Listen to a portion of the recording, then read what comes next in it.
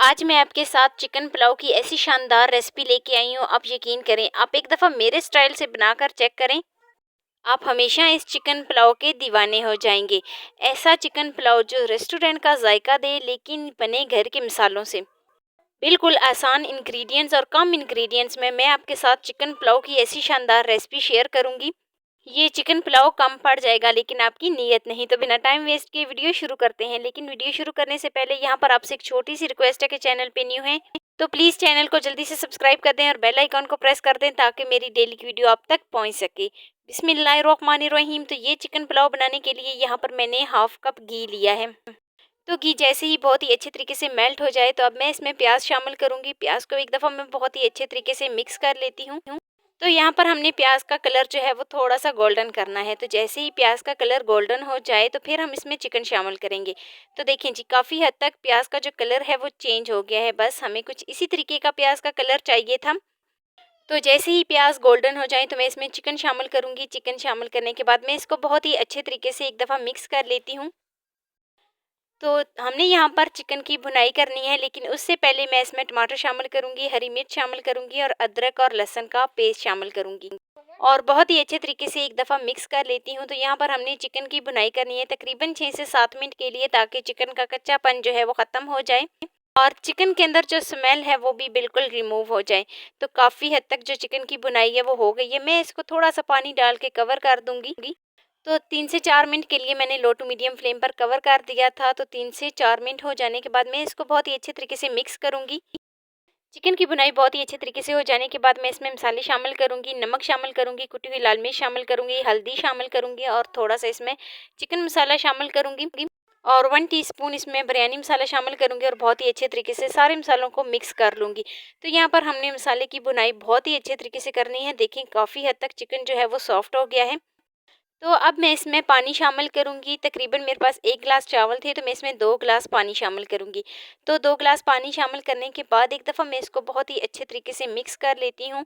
तो लीजिए जी, पानी जो है वो मैंने शामिल कर दिया है। अब मैं इसको कवर कर दूँगी तकरीबन 6 से 7 मिनट के लिए, ताकि पानी को बहुत ही अच्छे तरीके से बॉयल आ जाए।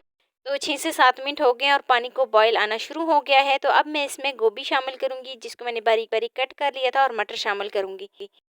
तो मटर शामिल करने के बाद और गोभी शामिल करने के बाद आपके पास कोई भी सब्ज़ी हो तो आप इसमें शामिल कर सकते हैं। बहुत ही अच्छे तरीके से मिक्स करूँगी और अब मैं इसमें चावल शामिल करूँगी। चावल को मैंने बहुत ही अच्छे तरीके से 2 से 3 पानी में धो लिया था। तो फिर मैंने इसको 1 घंटा पानी में भिगो के रख दिया था। पानी जो था वो मैंने गर्म लिया था। तो चावल शामिल करने के बाद मैं इसको बहुत ही अच्छे तरीके से एक दफ़ा मिक्स करती हूँ और अब मैं इसको कवर कर दूँगी तकरीबन 6 से 7 मिनट के लिए लो टू मीडियम फ्लेम पर। तो बहुत ही अच्छे तरीके से मिक्स करने के बाद जो है ना, अब मैं इसमें कनौल क्यूब शामिल करूँगी और इसको कवर कर दूँगी 6 से 7 मिनट के लिए लो टू मीडियम फ्लेम पर। तो 6 से 7 मिनट हो गए और पानी जो मैंने इसमें शामिल किया था वो बिल्कुल जो है ना ड्राई हो गया है, आप देख सकते हैं। तो यहाँ पर हमने जो है ना इसका पानी बिल्कुल ख़त्म करना है। तो इसके लिए मैं इसको एक दफ़ा बहुत ही अच्छे तरीके से मिक्स करती हूँ, इसको हिलाती-चलाती हूँ, ताकि जो चावल हैं वो कोई भी कच्चा ना रहे। तकरीबन चावल जो हैं वो बराबर से गल जाएँ। तो अगर इसमें थोड़ा-सा भी पानी रहा तो चावल जो हैं वो खिले-खिले नहीं बनेंगे। यहाँ पर हमने पानी जो है वो बिल्कुल इसमें ख़त्म करना है। तो अच्छे तरीके से मिक्स करने के बाद अब यहाँ पर मैं इसमें शामिल करूँगी हरा धनिया और गरम मसाला। तो यहाँ पर मैं इसमें गरम मसाला शामिल करूँगी, साथ ही मैं इसमें हरा धनिया शामिल करूँगी, थोड़ा-सा मैं इसमें चिली सॉस शामिल करूँगी, सोया सॉस शामिल करूँगी और थोड़ा-सा मैं इसमें सिरका शामिल करूँगी।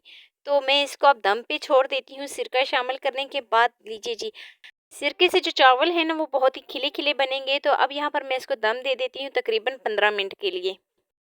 तो 15 मिनट हो गए और 15 मिनट हो जाने के बाद लीजिए जी, हमारा बहुत ही मज़ेदार सा चिकन पुलाव जो है वो बनकर तैयार हो गया है। मैं एक दफ़ा बहुत ही अच्छे तरीके से इसको मिक्स कर लेती हूँ, ताकि चावल जो हैं वो बिल्कुल जो है ना वो बराबर लगे। तो लीजिए जी, मैंने इसको चिकन पुलाव को बहुत ही अच्छे तरीके से मिक्स कर लिया है।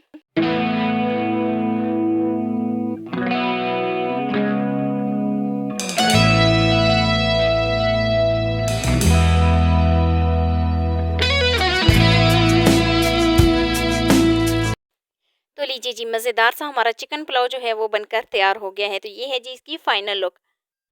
कैसी लगी जी मेरी आपको आज की वीडियो? तो वीडियो आपको ज़रा सी भी अच्छी लगी हो तो लाइक कर देना। फर्स्ट टाइम है चैनल पे तो चैनल को लाजमी सब्सक्राइब कर देना और बेल आइकन को प्रेस कर देना, ताकि मेरी डेली वीडियो आप तक पहुंच सके। दोस्तों के साथ, रिश्तेदारों के साथ शेयर लाज़मी करना और मुझे एक प्यारा-सा खूबसूरत सा फीडबैक लाज़मी देना कि मेरी आपको आज की वीडियो कैसी लगी। तो मिलते हैं नेक्स्ट वीडियो में एक नई और मज़ेदार सी रेसिपी के साथ। अपना बहुत सारा ख़्याल रखना, अपने से ज़्यादा दूसरों का। अल्लाह हाफ़िज़।